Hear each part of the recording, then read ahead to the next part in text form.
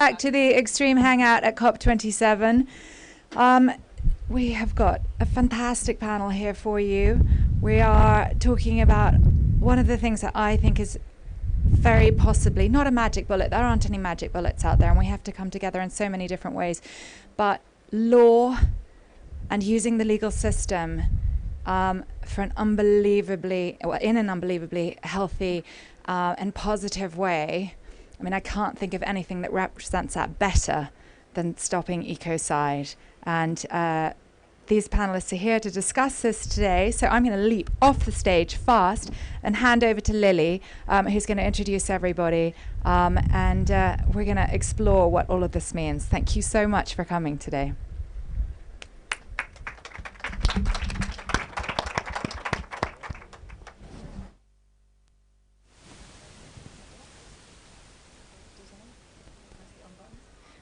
Yeah, okay, on. I worked out. Great to be here. Thank you everyone who's come, and thank you to everyone who's joined us in this panel. I'm really excited to dive into this conversation because I first came across Ecocide when I was writing a book on climate solutions. And in a chapter, I look at the different legal tools that people have been using to try and stop the sixth mass extinction. And was really, my mind was blown by Ecocide for its kind of obviousness and its simplicity. And whilst kind of voluntary action has gotten us so far, it's very clearly not gotten us far enough. And Ecocide feels like a really important tool to try and maybe just make the bottom threshold higher of what's allowed to happen on this planet. So yeah, I am really excited to learn more from our panelists today on their views on Ecocide and progress, and you know where we've got to in this movement. So we'll be doing the rounds today. And I thought I'd also read a quote from a Ukrainian MP that was said this week as a message to COP. Yulia Okinukova published this week a message saying the war in Ukraine is undoing decades of development and preventing climate action. The world must unite around established principles of ecocide and environmental protection in conflict. And it's interesting to see how many politicians around the world are calling for ecocide as a tool to help with the different crises that we're facing. So first off, I'll introduce you, Willie Mazak, and I'd love you to maybe tell us a bit more about yourself and your representation of Vanuatu and where Vanuatu sits on this trajectory towards ecocide. Yeah, thank you. Thank you very much, moderator, and I'm so honored to be here among those distinguished panelists and distinguished audience. My name is Willie Mazak. I'm from Vanuatu. I am the advisor to the Vanuatu Climate Action Network and the founder and executive director of a local NGO called Learn to Save Vanuatu. Actually, I'm here at COP as the Vanuatu negotiator on loss and damage. So, and also as a youth on different side events to push for ICJAO. And what is the progress in terms of Vanuatu's attempt to put ecocide into policy? I read about this a few years ago with Polly Higgins speaking, that she was speaking with Vanuatu to be the potential first call for the signatories to add ecocide to the Rome Statute. Has that been done? Why has that not been done? Like, where are you at in that process? Yeah, thank you. The Vanuatu's position on ecocide is quite clear. The Vanuatu will support the ecocide and continue to push as a state into UN spaces to make sure that with other countries to push and put it into the Rome Statute. And at the moment, Vanuatu is focusing on the ICJAO, the International Court of Justice Advisory Opinion on climate change, and we believe that as a spearhead on the climate justice at the international level, we will also looking at other international laws that can prevent a human dignity destruction that will Ecocide, and we have also ITLOS, that is also the other, the law of the sea, which Vanuatu is also looking at supporting it. In terms of ITLOS, Ecocide, sorry, in Vanuatu, when we look at the Ecocide, we view it not only an international issue, but also a national and regional issue that each country have to look at it and address it. Even in Vanuatu, at the local level, we see companies that are developing, businesses, projects that are really destructive as well from in terms of environmental destruction. From my personal story, we even in Vanuatu we have a company that is working on the road development with no proper rehabilitation plan. However, this doing destruction and then leave it back to local communities to start recover from that, trying to find ways to recover from it. So this position is quite really clear, because we understand that it's not only for a local or a national country like Vanuatu, even though it's a very small country. We understand that that will be for justice and the betterment for the whole world.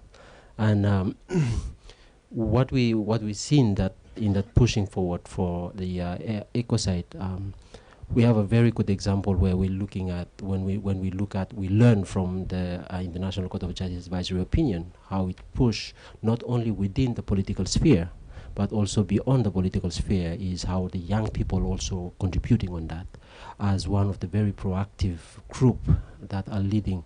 And we have no doubt, myself as a youth contributing on the negotiation of the Vanuatu government within the loss and damage, I see that there's that space and the concern of protecting environment among young people becoming one of the center that the young people will start looking at it. And they will for sure contributing on whether it's at the national or regional or international level, contributing on making sure that we protect our environment, and also having Ecocide as a law that will protect our globe for our future, of course. And do you think there's an intersection between Ecocide law and loss and damage? Could Ecocide be used in any way to as a tool for getting loss and damage compensation? Sure. When we're looking at the disruption that the climate change is taking when it comes to loss and damage, we focus on that perspective of the climate change impact. But when we're looking at also human impact, it's also causing the same losses where we look at maybe categorizing it on different level of. But when we speak about loss and damage, when we are looking at how companies are developing their businesses, or even an industry is setting up in an area, and we're talking about the loss of the cultural heritage that are in place, we for sure look at that as sort of a thing that we can synchronize it and make it. And we believe that when we have if we have we have all the political wills for the ICJ-AO, this will also give us a sort of window where we can learn more about it, on how we can, taking in the Ecocide in that whole discussion as well. I'm not a lawyer in background, sorry, but I'm pretty sure that there will be way to find that way to put these things together. Yeah. Thank you. Well, on the point of law, let's move over to Leah Wyman, who is a training lawyer at the University of Edinburgh. Can you tell us a little bit about your work, the legal tools you think are really exciting right now, including Ecocide, and anything you'd like to share on this topic? Yeah, thank you very much. It's a pleasure being here today, and I think it's especially something that's exciting for us as young people, because it's really frustrating seeing all the things that are happening to the world and to our earth and our future and our home, and realizing that there's actually currently all of these things are still legal. Like, it is legal to kill our future, and it's legal to kill our environment, and that is just unacceptable. And I think Ecocide is something that just makes it clear that that is not allowed anymore. And it's something that just makes so much sense.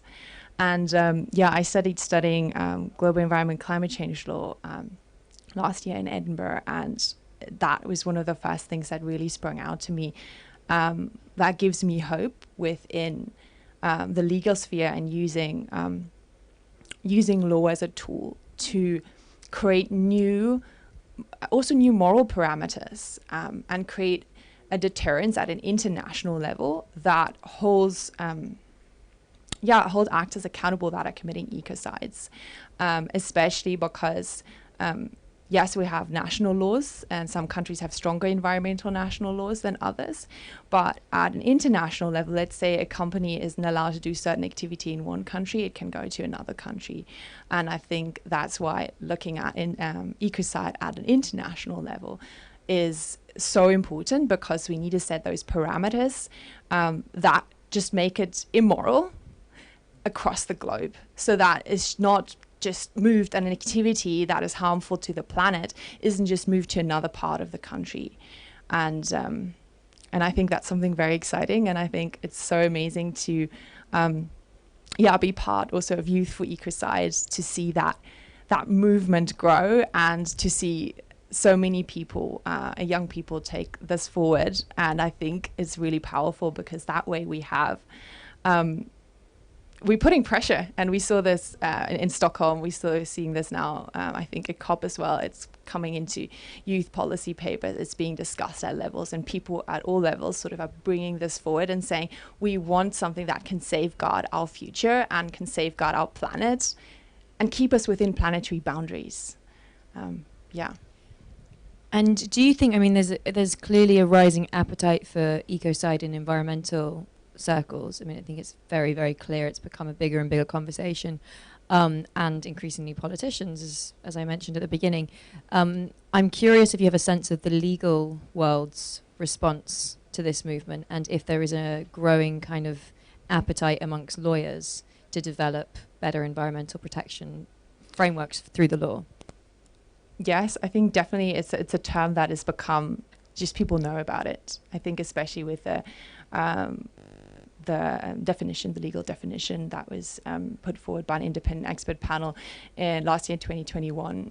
It's something that is really being discussed within within law, even within law school, of teaching us about it, we're talking about it. I think sometimes there's, at an academic level, there's always a lot of discussion back and forth, the pro and the benefits, or how real it really is. And I think it's more concrete even than it's seen in the academic world. I think sometimes it's still seen as this concept without realizing how much already this is within the highest policy level, within the discussions of the UN. So I think that's really cool. And without wanting to put you on the spot, because I don't expect you to know it off by heart, for anybody who's not familiar with the definition that was put forward, could you summarize what the kind of agreed definition of ecocide might look like? Ecocide means unlawful or wanton acts committed with knowledge that there's a substantial likelihood of severe and either widespread or long-term damage to the environment being caused by those acts. And is the idea that it would not be retrospective, that it would be forward-looking?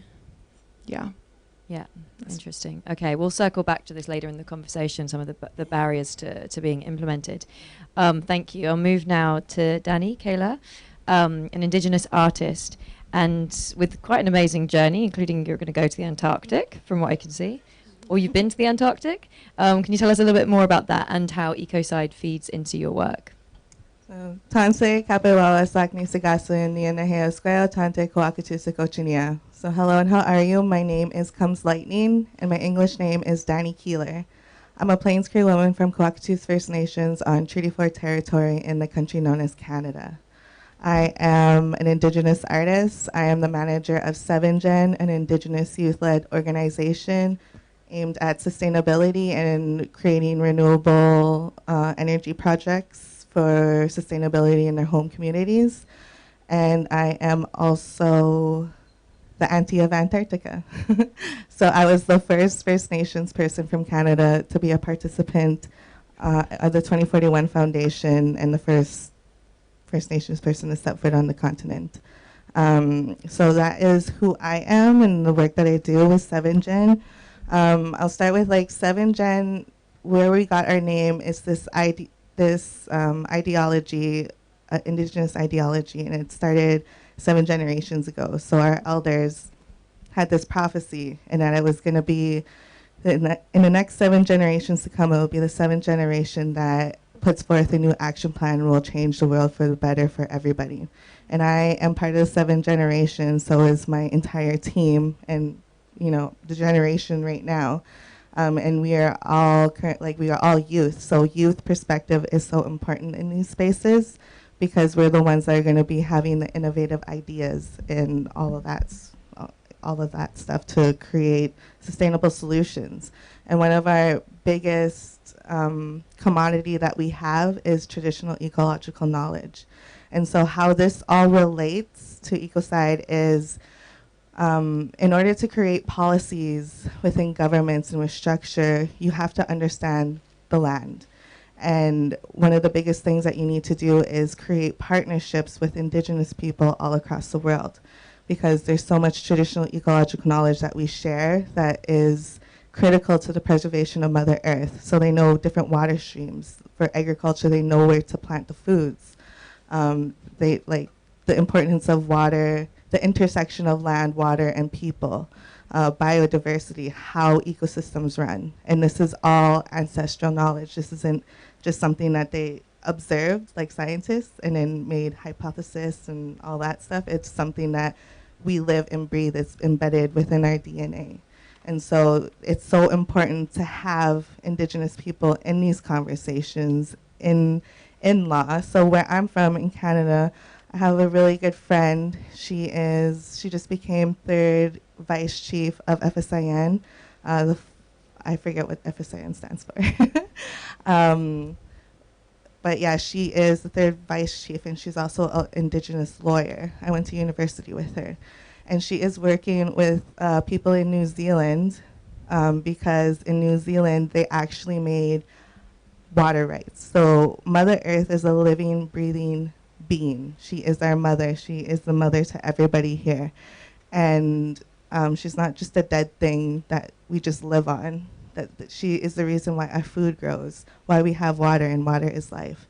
And so in New Zealand, they made a river a living being. They gave it its actual rights. So, and this is something that we're working towards, right? And it started with the indigenous people because they know the water systems, they know how important it is, they know the knowledge of the land, and this is something that's critical. They're getting rights for mountains in Sweden. I think they did one in Sweden too. I'm not too 100% sure about that one. But in Canada, we are collaborating with the New Zealand people because we want to bring back that, and we want to implement these teachings and to create laws and policies to protect the land, to protect water systems, to protect, biodiversity itself. So we can, for the next future generations, not only survive, but they thrive again with Mother Earth. And when I talk about the next generation, we don't think in span of 10 or 50 to 100 years. We're talking about 500 years. Like the name of the organization that I'm managing is 7Gen. So it's the next 7 generations and beyond that we are always looking for and carrying after and making sure that we're doing our due diligence to make sure that they survive. I love that. Thank you. I was sitting next to Hindu Ibrahim last night at dinner, and we were talking about how extraordinary it is that there's often quite similar messages that come from different indigenous communities around the world, even though they're in different continents, different countries, different places. And in terms of the language often used around Mother Earth and this kind of sanctity of Earth. And the other thing she noted was the 7-generation principle, that you find the 7-generation principle in many different indigenous communities around the world, often thinking back 7 generations and thinking forward 7 generations. And so I'd never heard that idea of a prophecy that's very optimistic that this next 7 generations will be the ones that solve the problem. It's a beautiful reflection of that idea. Do you think, and forgive me if I don't know how to frame this in a way that doesn't let's see if I can frame this in the right way. I was just thinking through as you were talking that we have the Western system of law, right, that we're using and Ecocide is trying to speak to.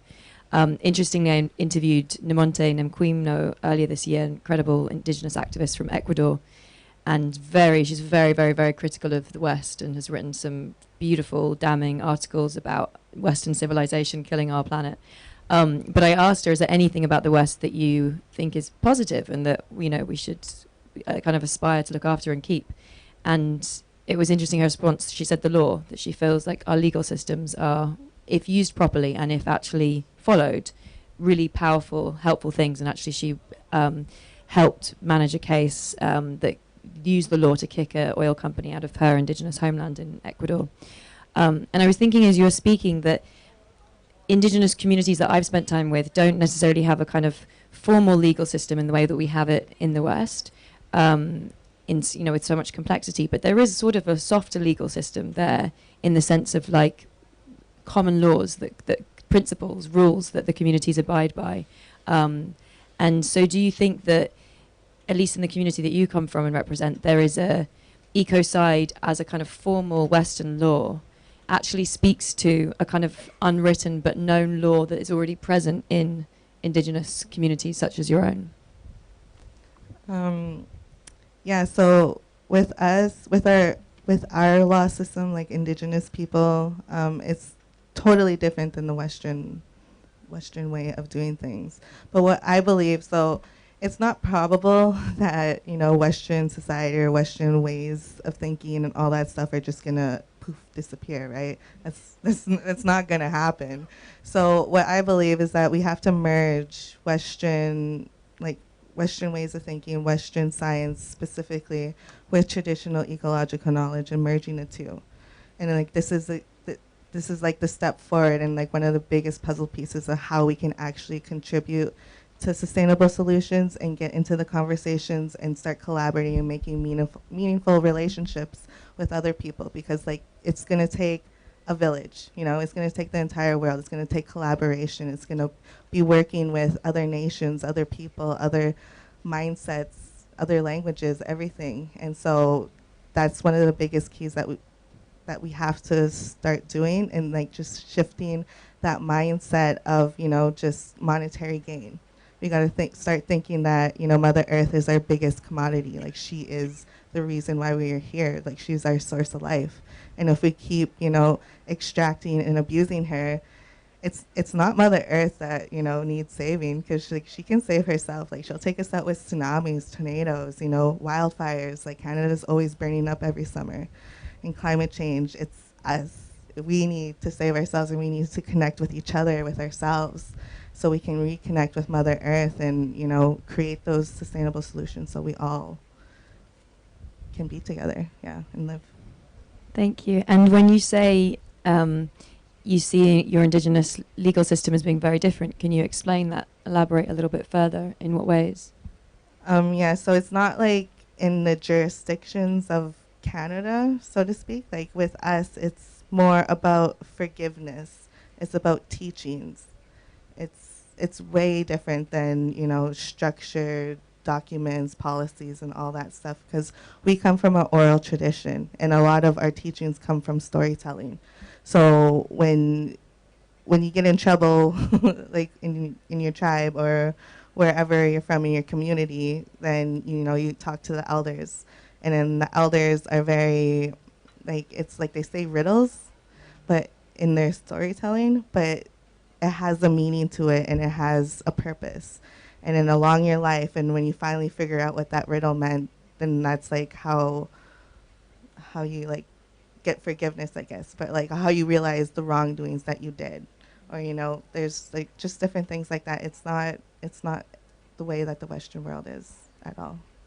Makes sense. But do you think within that framework there is a sort of equivalent of Ecocide, i.e. an understanding that one should not completely destroy the environment? It's an obvious question, but I'm just curious if you do see echoes of this in kind of oral tradition. Oh yeah, that was the biggest no-no in my culture, because we are so embedded with Mother Earth. Our culture and traditions are intertwined with the teachings of Mother Earth, and that is we've been A1 since day one in sustainability, right? Like we've always been stewards of the land. We hold 4% of the world's population, but yet we protect 80% of the world's biodiversity, which is absolutely crazy because there should be more percentage of people everywhere. But yeah, so our teachings are intertwined and embedded with being stewards of the land, being environmental stewards. And so with the teachings and the legal side, or it's you just do not abuse Mother Earth because that is our earth. And we, in our language, it's inanimate and inanimate things, and it's very poetic and it's all connected. So even the rocks have spirits, you know, like living and non-living things alike all have spirits and are all connected with that make us all whole. And so this is something that us as Indigenous people, we understand. And it's, yeah, rule number one, you do not abuse Mother Earth because she takes care of us and gives us life. Thank you. Thank you. I'm going to move over to you now, Maria Aguilar, Colombian lawyer. And again, we'll go deep again on law. I'd love your thoughts on Ecocide specifically, and also if there are other legal routes that you think are really promising for protecting our planet. Thank you. So I'm just going to very briefly introduce myself, Maria Aguilar from Colombia. Yes, my background is in law, but I don't practice. I have been working more in advocacy research. I have a master's degree in sustainability science, so it's kind of like a multidisciplinary approach to the climate crisis. I have been working, advocating for climate justice, as I mentioned, had the opportunity to work in Colombia with local communities, indigenous peoples from the Amazon Piedmont. And I think stopping ecocide, the movement, is just the next logical step that we need. We know, and just a couple of weeks ago, the United Nations Environmental Program presented the 13th edition of the Emissions Gap Report. And the news are not news, but it's disencouraging. And this is just the next logical step. We need something that helps us catalyze the systemic change that we need, and we need it now. So having an extra layer, what do we do when national jurisdictions don't live up to their already existing commitments? There is this gap that stopping ecocide is filling, right? So having the opportunity to hold those that are massively damaging the environment, fueling the climate crisis, accountable. And I see that this is at the core of climate justice. We know that just a few people, companies, have been causing this problem. And for communities in the front lines, for countries in the global south, I think this is extremely important tool. And it's innovative, but it's the legal system evolving and living to the moment. And are there any other tools, legal tools, that you think we should be, kind of cognizant of and advocating?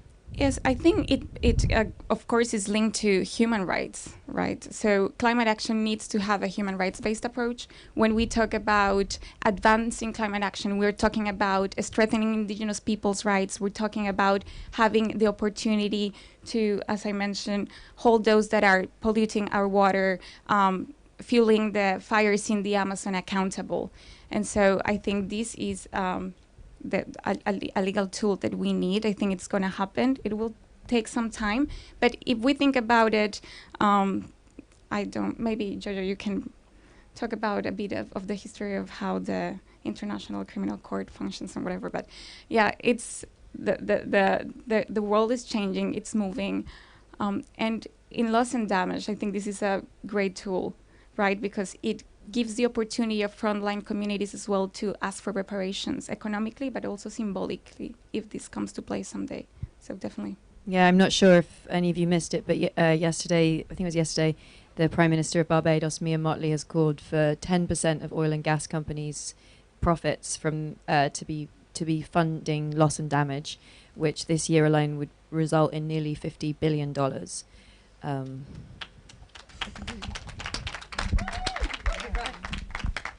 It's like hard to put into words how like obvious that like how is it even a conversation that should be happening? What would happen if these companies don't do that, right? But countries like Vanuatu keep feeling and experiencing and living the losses and damages and what cannot be brought back. But So then we have Ecocide. No, then the other statistic I came across this morning was that we've got more. I think it's like 600 delegates. Sorry, 600 of the attendees are from the oil and gas industry, which is a big 730, which is a bigger delegation than any country, as far as I could read.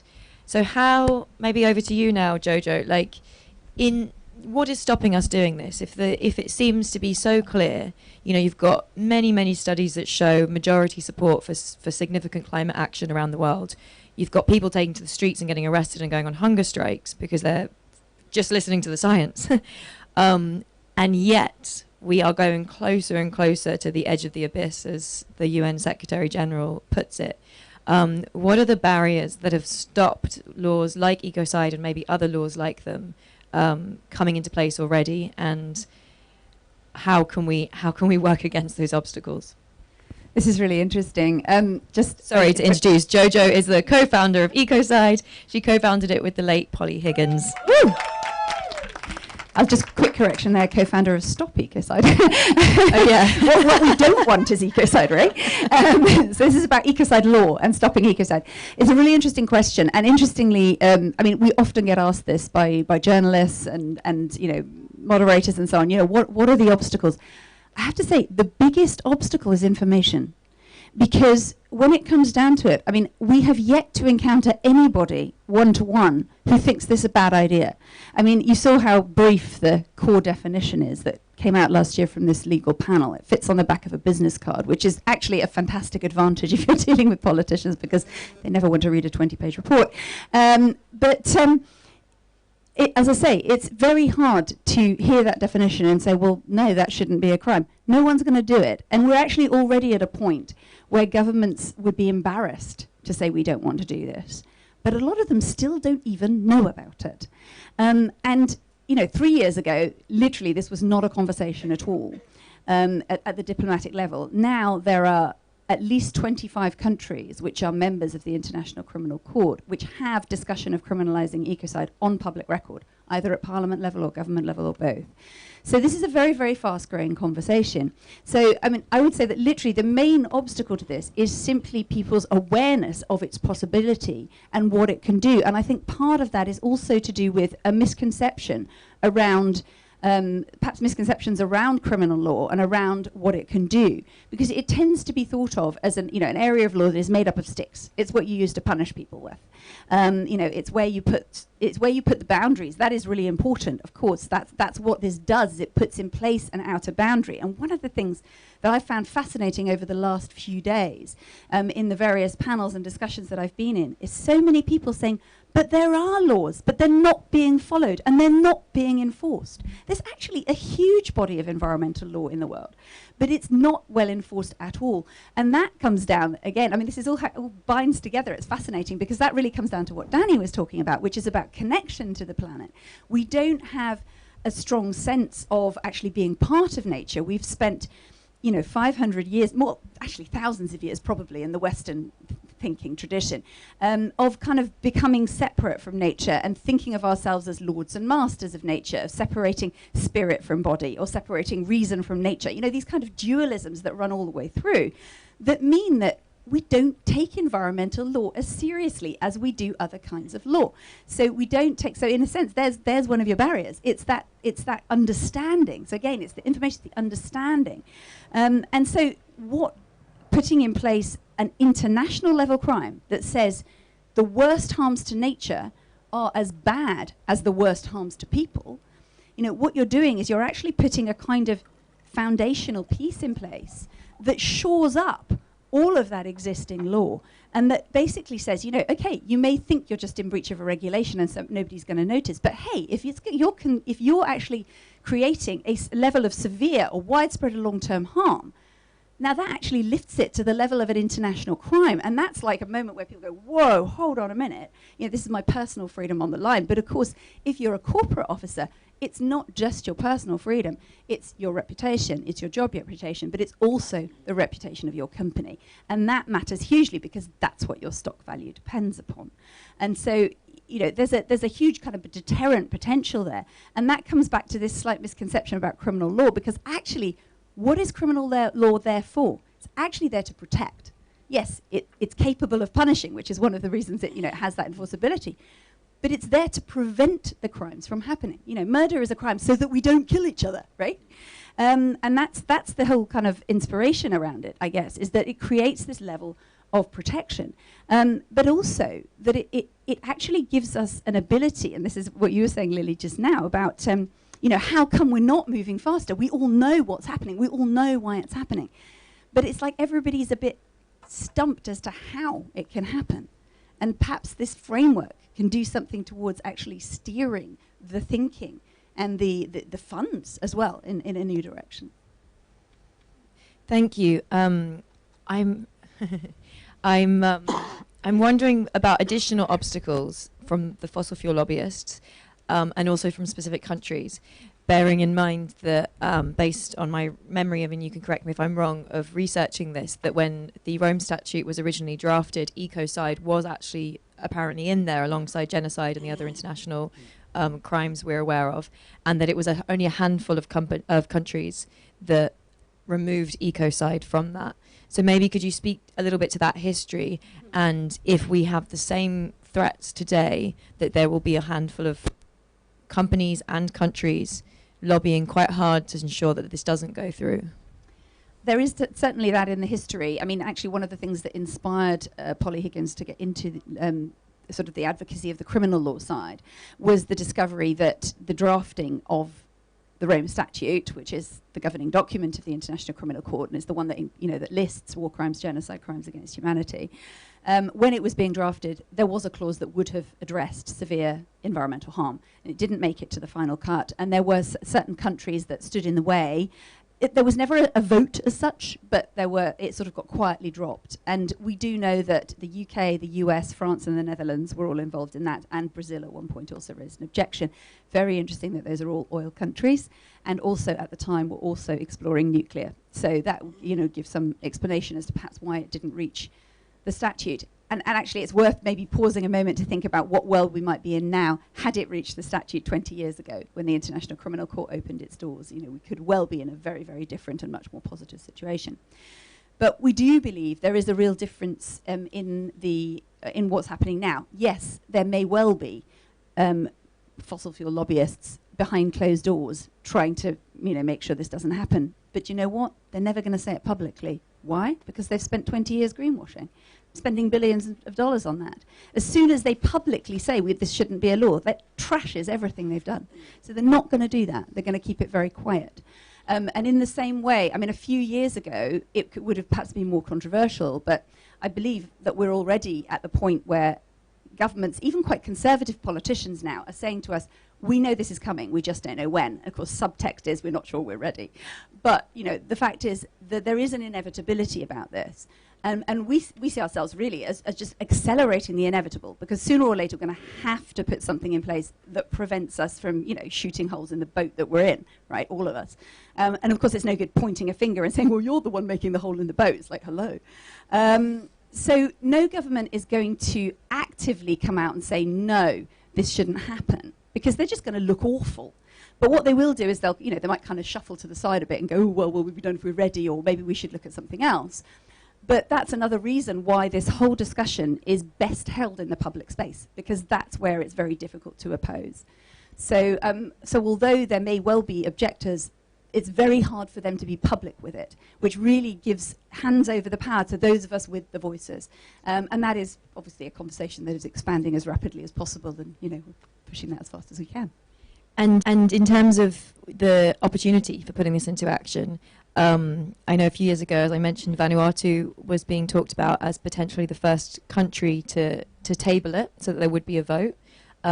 Is that likely to happen? Are there any other kind of key levers or moments you see unfolding in the next year, 2 years, to try and build momentum on this? Absolutely, and it was indeed Vanuatu that brought Ecocide back onto the diplomatic stage in 2019 by calling for the International Criminal Court's Assembly of State Parties to seriously consider adding it. And of course, that sort of kicked off, if you like, the diplomatic conversation that's been massively enhanced by the arrival of the definition and so on. The actual procedure is that a state or a group of states needs to propose it formally. But in fact, it's also about sort of a kind of working group within the International Criminal Court, if you like, and actually that's based in New York, where countries can discuss this as an amendment to the statute.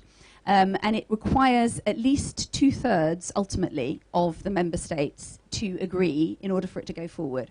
So what we're currently working with Vanuatu on is bringing together an informal group of, a cross-regional group of states that are willing to move forward on this and expand the discussion. We actually suspect that within the next year to a year and a half, it's entirely possible that a proposal could be on the table from a small group of states. So, you know, we actually didn't expect things to move this fast. So when people say, when do you expect this to be in place? And we've been sort of giving a kind of ballpark figure of maybe sort of 5 years. You know, so far things have been going faster rather than slower than we anticipated in the last couple of years. Because, of course, the climate, I mean, obviously the climate is different, literally, but the political climate as a result is also different. So there is this kind of sense of urgency that means that an amendment could take a lot shorter time than amendments have taken in the past. Woo! Last question for you, and then I'll go to the floor if anyone has any other questions to all of our panelists.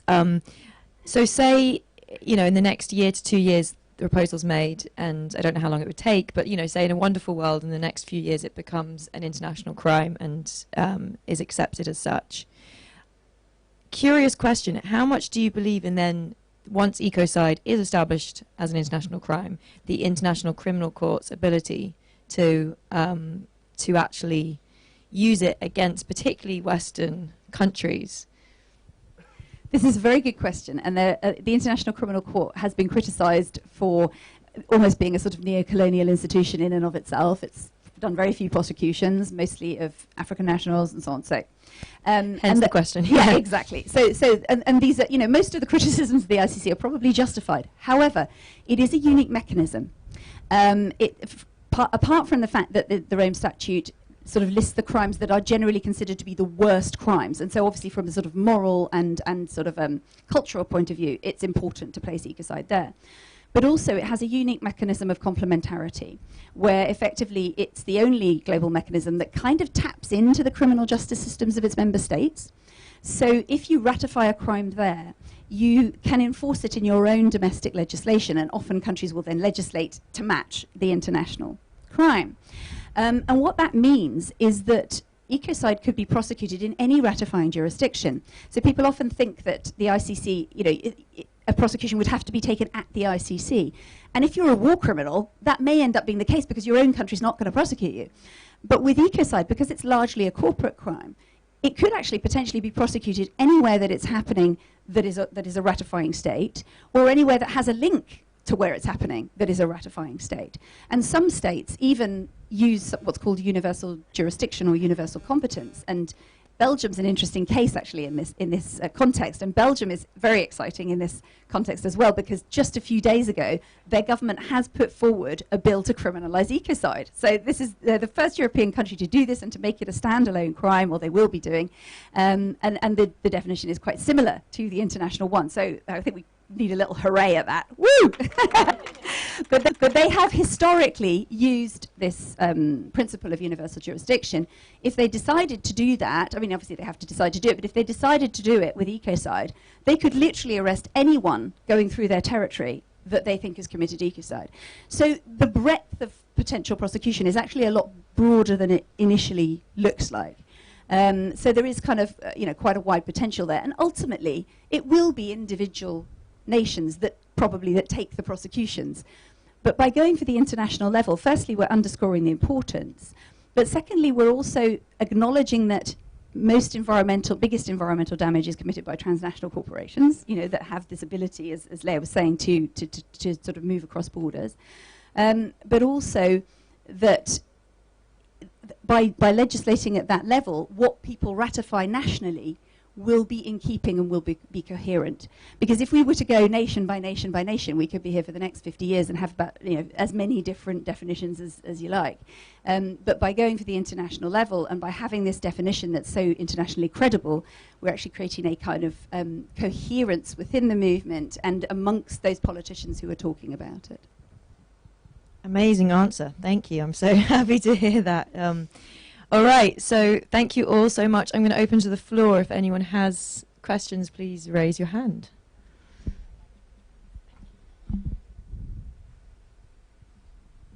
Hi there.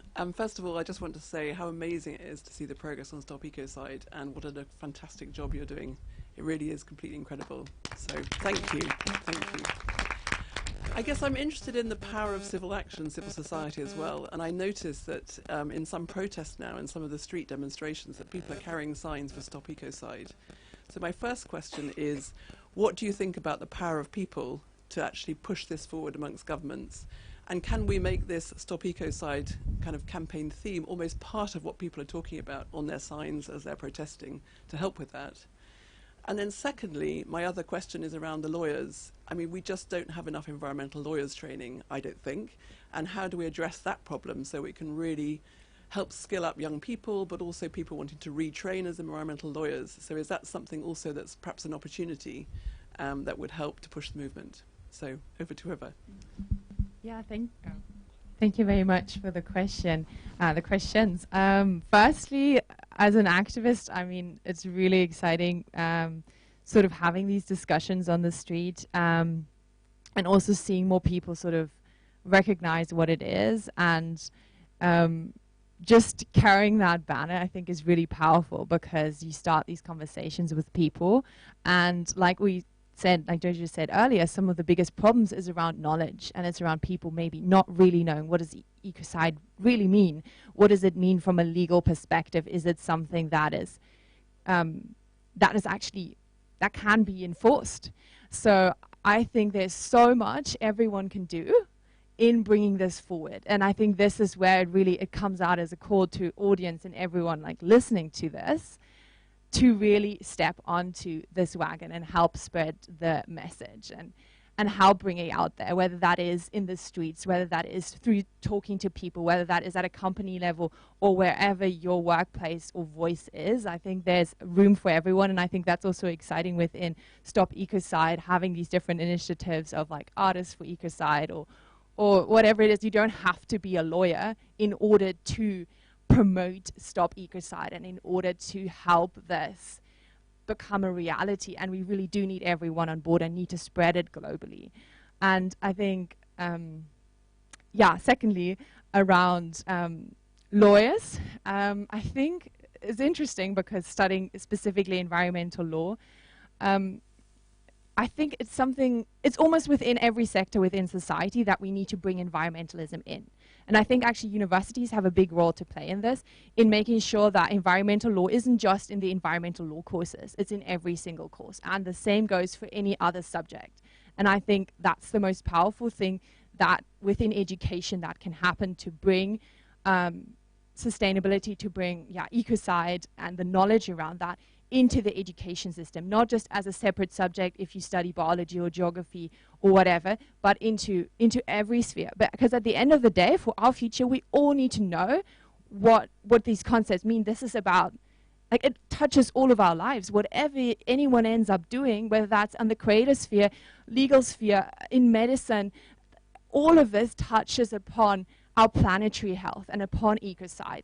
And that's where it's just so exciting, where we need everyone on board. And it's also really cool to see schools take that up, universities take that up, and everyone can play a role to actually make that happen within your country, within your universities, your institutions. So, thank you. Hi, my name is Anna. I would like to make a question for Willy and Maria Alejandra about how this concept of Stop Ecocide is getting into the regions in Africa and Latin America, because you mentioned a lot of European countries, but how the people is getting into these concepts in the regions where we have also less education and knowledge and people getting involved in these concepts.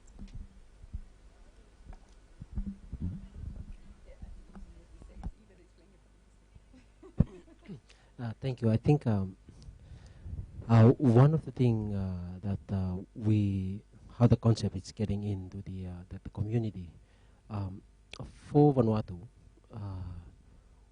while we have our independence in 1980, the preamble of our constitutions really lays out that everything that government do have to also have the Melanesian value, and the Melanesian value is the value of indigenous people, which means that sometimes when we have political issue, the indigenous coming in to advise the government. And I think this is from the foundation of many things, and also came to the question why Vanuatu is leading on that other international level. And the concept is quite easy in terms of that, because most of the people in Vanuatu are indigenous.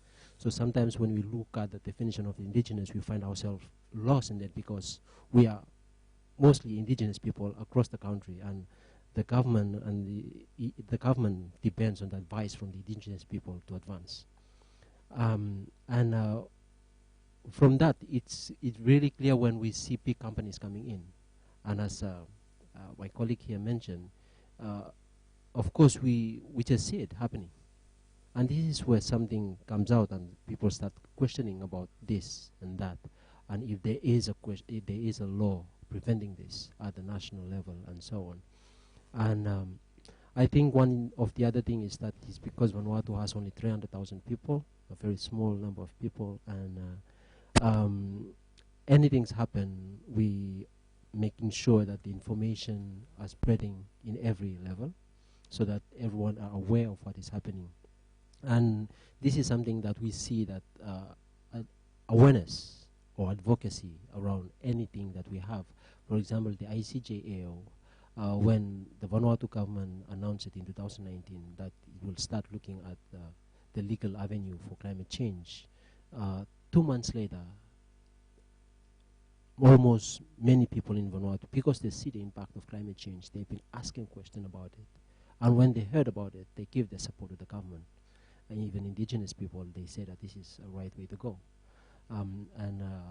For Ecocide, at the moment when we talk about it, some of the, because of the isolation of the different islands, where the big developments are happening, those the communities in that start talking about it. And the government looked at, no, this is something that you have to, because they have also the advice and the voices coming out from the chiefs where they're looking after the whole people. So they were like, okay, we have to look at this. So that's why when we heard about that, the government doesn't ask any question, but trying to understand and get it in, to start looking at it. So I think it's the way is that as we are not a lawyer to understand that, we just look at it and we start talking about it. And I think the advantage is that because we have that the 100% of the land in Vanuatu, maybe the government own only 10% of it. All the land belongs to the indigenous people. And I think this is something that also make us put ourselves in a position where we can share our learnings and also what we have in our country across the board as well, by just looking it. And then we feel that, and of course I connect myself with my colleague here, that we have that connection with the land, part of our constitution. Thank you. Thank you for your question. And I think for us, first, I want to say that in Latin America, I think the Stop Ecocide movement is growing. You can see in the protest on the streets. Can you hear me better now? You can see in the protest of the streets, young people with huge cardboard saying "Stop Ecocide," make Ecocide a law. And I think it's because as Latin Americans, we can relate to what's behind it. In Ecuador, you have Suma Causai and Vivir Mejor. In Colombia, we have Vivir Sabroso. We have a deep connection with the land and the way we understand how it's in some ways sacred. So it really matches. I think it connects with people. It's part of a growing social movement, and this relates more to the previous question, but I think social movements are really powerful to change history and change the legal system. If we think about women's rights, civil rights, these all started by people claiming on the streets that they want better.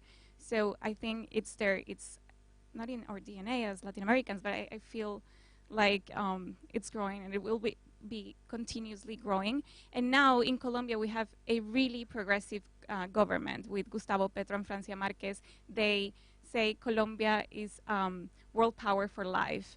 And I think this will be one of the countries that will be soon supporting Stop Ecocide, definitely.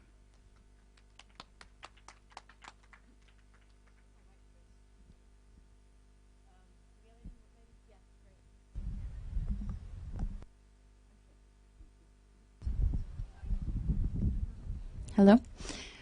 Hi. So, Kanaskamtin, thank you so much for the discussion today. It's so important, and it's been wonderful to hear all of your different perspectives.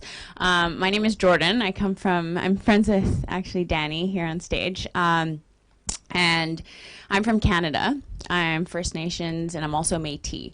And so that alone, I don't know if people know the political or jurisdictional climate in Canada, but there's some pretty interesting dynamics there where if you look at First Nations community, FSIN, the Federation of Sovereign Indigenous Nations, but First Nations are, their own sovereign nations, right? And so the laws that govern our nations in Canada for First Nations are a little bit different than what we see, but we're still bound by federal jurisdiction, by federal law, right? And then if you think about provincial law and how it differentiates from federal and First Nation law, and then you look at Métis people who don't have a distinct connection or a land base, right? As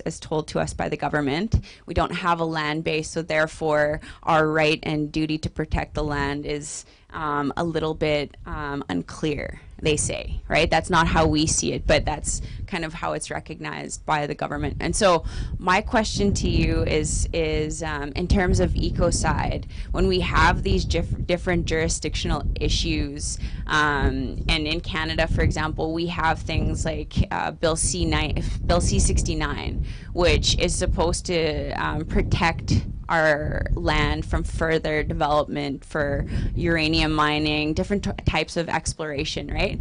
But provincial jurisdiction is different, and there's loopholes, and there's ways that people are not abiding by these laws that already exist in Canada. And so how do you see Ecocide and this helping to protect some of that? So say, for example, if a sovereign nation adopted Ecocide, but Canada doesn't necessarily have to abide by that law, like what does that look like? And maybe I'm just not understanding correctly. I don't have a legal background, but I'm very curious as to how that sits and how you see this moving forward. I think if we were to see a Canadian or First Nation from what's known as Canada adopt this, how do they hold Canada accountable to protect and abide by that international law? Okay, thank you very much for that question. The reality is that at the level of the International Criminal Court, it is national governments that have to agree to ratify the crime. So for it to apply in Canada specifically, Canada would have to ratify it. But the whole, in a sense, part of the point of the way that it is phrased is that it will it creates a kind of base beneath the regulations that are currently in place, that there are so many people avoiding or breaking the laws already because they're at the level of regulation, or they're at the level of kind of obligations and these kinds of things. And a lot of actually environmental law is in that kind of arena. There are relatively few strict prohibitions, but one of the reasons that this definition was given this phrasing of unlawful or wanton acts, it's like, okay, at the moment, you might just be breaching something that you don't take terribly seriously, like the laws that you're saying are in place to potentially protect those areas, those First Nation territories. But if you're breaching that law and you're potentially breaking you're potentially committing a severe level of harm, then you're in the category potentially of ecocide. Now, if Canada ratifies, obviously that's fantastic because you get that gets to be used directly in Canada. But even if Canada didn't ratify, if there were, for example, another jurisdiction that was willing to use universal jurisdiction, then it could apply in that way. There's also the fact that, some of the biggest polluters like the US, China, Russia, are not members of the ICC. But at the same time, they are nonetheless deeply entwined in the global economy. So there is also a kind of entrainment factor here. It's like, if the member states of the International Criminal Court start to move ahead with this, and even just the conversation happening right now with the law not even in place yet, we already know it's starting to influence business decisions, investment decisions. For example, there's an investor network called the International Corporate Governance Network, which is basically has its membership is all the biggest financial firms in the world. They manage over half the world's managed assets, something like 59 trillion. It's insane. They submit a statement to COP, and they submitted one last year and they submitted one this year, and both times they're recommending governments to criminalize ecocide, which is fascinating, because what that means is that those big companies, the ones that are potentially, the people who are putting the money into those big companies, are wanting this rule in place because they're wanting to see the stability in the future. So that at the moment, they don't know what to invest in, like what's going to be happening to their money, what's going to be happening over time. So to have that stability is really important. But when we asked the Secretariat, why did they actually put this in their statement? They said, firstly, it's about risk stabilization, operational risk, reputational risk, financial risk with investments. But also, they said, you know what? They were looking out at the world saying, this is really serious. Something really serious needs to be done. So there is a level at which, the international economic community is also starting to move in this direction. So although an international law has to be ratified nationally, because no international law can automatically override national sovereignty on our planet at the moment, at the same time, there is a way in which, as the world moves in a certain direction, there will be more and more countries coming on board, and more companies, which are often multinationals, having to acknowledge this. So say a company in Canada actually has its seat or its operational office in Belgium, and Belgium's ratified it, oops, there's a possibility there for prosecution. So, it's not necessarily a direct benefit as it would be if Canada ratified, and of course they may. In fact, I have to say that the conversation is quite live in Canada. But even if not, there is still scope for the influence of this being felt. Thank you. I think we should probably draw to a close quite soon. I wanted to see, Danny, if you wanted to share any thoughts on the Canadian perspective, or if you're happy with that answer. You can pass if you don't want to. Well, the question was specific to, is your community from Canada? Did I get it right? Yeah, exactly. The question was specific to Canada, so I wanted to know if you had any answer you wanted to add to that question. But if not, don't worry. Clearly not, don't worry. I wanted to give you space. I love, actually, Jojo, what you said at the end about, why that recommendation's been made the last 2 years, and the element of people looking out the window and realizing, like, we got to do something. And I think that actually is quite moving, because it's kind of worrying to think of all the obstacles and the lobbyists and the kind of vested interests that we're fighting, but actually remembering we're all humans and we're all on this planet together, and many of these vested interests are also like parents, and and thinking about that deep human nature that actually may allow people to wake up, whichever positions of power they may sit in, to make this move feels really encouraging, and actually in a way maybe takes us full circle to the type of oral tradition, common law that we see in Indigenous communities that has been practiced for thousands of years, and we need to resurrect today in a more formal framework. So yeah, I feel encouraged by that. Thank you so much. Thank you all. That was a fascinating conversation. There's going to be a 2-3 minute video now on the movement, so I encourage you to stay and watch that, and maybe we can leave the stage for the video to play. Thank you.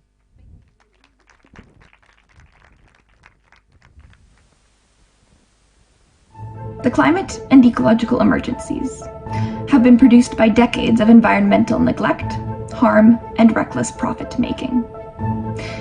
They have been disproportionately caused by a handful of privileged government and corporate decision-makers in rich countries.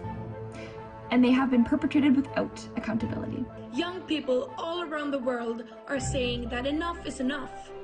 As the generations most affected, we are leading with urgency, we are leading with clarity and solutions. Today, we present our 4 urgent demands.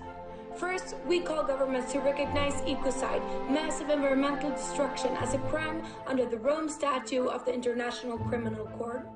Second, we call on governments to explore other legal and rights-based solutions, such as implement domestic laws against ecocide, recognize the rights of nature, ensure the universal human right to a clean, healthy, and sustainable environment, request an advisory decision on climate change from the International Court of Justice, respect the land rights of Indigenous communities, uphold the right of future generations to inherit a livable planet.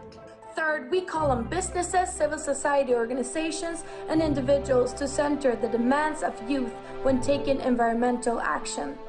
And fourth, we call on decision makers in all sectors to read and to support the following more detailed set of environmental demands that were jointly authored by Youth for Ecocide Law, Earth Guardians, the Global Alliance on the Rights of Nature, Care About Climate, and Youth versus Apocalypse in preparation for the 27th UNFCCC Conference of Parties. Let us be clear. We will not be silenced, we will not be tokenized, and we will not be excluded from the critical environmental decision-making processes. The global youth voices are here to stay. We are now leading. Follow and support our demands.